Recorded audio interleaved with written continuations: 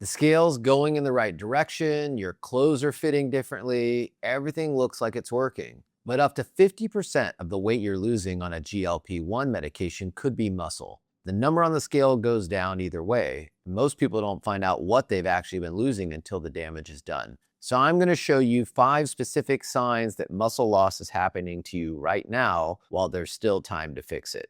GLP-1 medications like Ozempic and Wegovy suppress appetite. They put your body in a calorie deficit. That's the whole mechanism. And in a calorie deficit, without enough protein and without resistance training, your body starts breaking down muscle for energy alongside fat. Your muscle and your fat are both available to burn. Which one your body burns first depends on the signals you're sending it. Resistance training is telling your body this tissue is in use, hold on to it. Adequate protein gives your body the building blocks to maintain it. Without those two inputs, a calorie deficit in a body that's been told to suppress appetite will burn muscle right alongside fat. And most people on GLP-1 medications right now aren't sending those signals because the standard protocol doesn't include them. That's why I run my monthly body composition monitoring on my GLP-1 patients. The number on the scale tells you one thing. What's actually happening inside that number is what we're trying to manage. So here are 5 signs to check where you stand right now. Sign 1, you're losing weight and getting physically weaker. This is the most visible sign and the most commonly dismissed. Stairs that used to be easy feel harder. Lifting something you could lift 6 months ago takes more out of you now. You feel worn down after tasks that didn't used to even register. And because the scale is moving in the right direction, it's easy to assume that the weakness is just part of the process. Losing weight should eventually make movement easier because your body's carrying less load. When the opposite's happening, when weight is coming off and physical capacity is going down, your body's showing you what it's burning. Your body burns a lot of calories just keeping muscle alive. In a calorie deficit without a signal to hold on to it, your body treats muscle as available fuel. Muscle loss is what makes you feel weaker, not fat loss. So if your strength is dropping as the scale drops, that's the sign we're taking seriously first.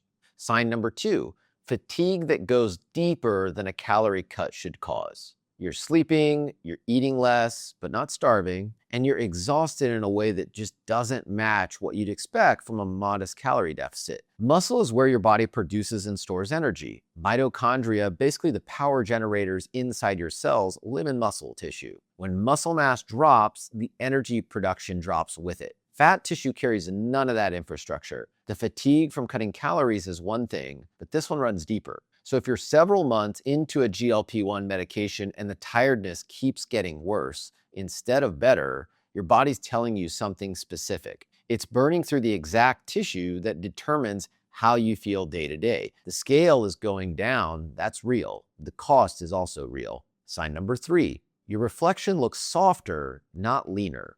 This one's visible in the mirror, and it looks different from what most people expect weight loss to look like. So when you lose fat while keeping your muscle, your body gets leaner as the weight comes off. Your arms look more defined, your shape stays. Things that used to feel soft start to firm up. But when muscle comes off alongside fat, it looks different. Skin looks loose and deflated, even in areas where you didn't carry significant weight. Your arms get thinner, but they lose tone. Your midsection flattens, but without any definition underneath. The overall impression is softer, not leaner. That softness is the visual signature of muscle loss. Fat loss should leave muscle definition visible underneath. Muscle loss removes the definition entirely. So if your weight's dropping, but your reflection looks softer rather than leaner, that's your body showing you exactly what it's been burning. If this is landing for you, drop a comment, let me know where you are in this process. I read everyone. A lot of this doesn't get covered anywhere else, and I want to know what questions you still have. Let's talk about sign number 4. You're not doing resistance training. This one is a simple yes or no. If you're on a GLP-1 medication and you're not doing resistance training at least 3 times a week, you're almost certainly losing muscle alongside fat. That's how your body works in a calorie deficit without the signal to hold on to that tissue. Resistance training is that signal. Compound movements like squats, rows, presses, lunges tell your body that this muscle is being used and needs to be preserved. Without that signal, there's no biological reason for your body to prioritize maintaining muscle when it's short on calories. It burns it instead. Patients I see who do best on GLP-1 medications, who lose fat, maintain muscle, and don't rebound when they come off the medications, are doing 3 sessions of resistance training a week minimum and consistently.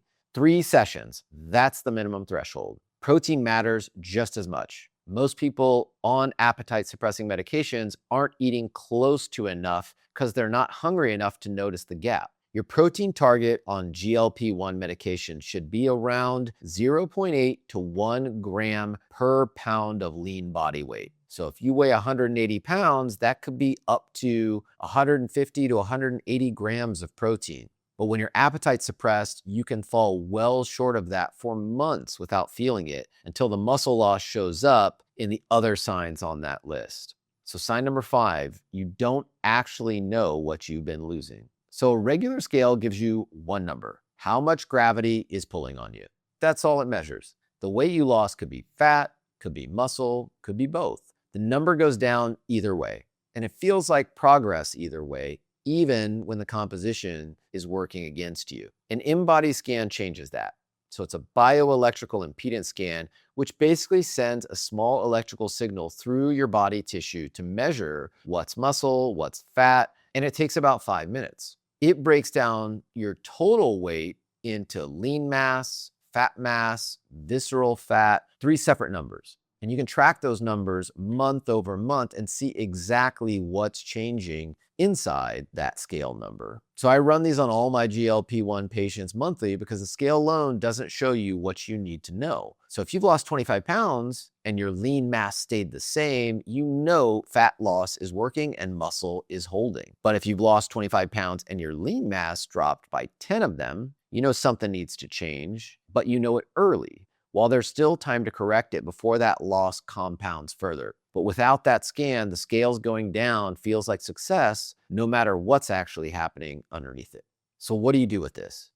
Well, first, get a body composition scan.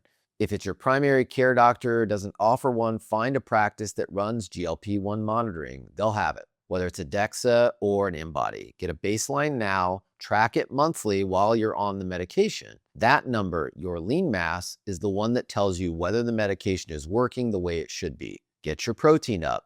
If your appetite's suppressed, you're not eating much, you're almost certainly falling short of what your body needs to maintain muscle.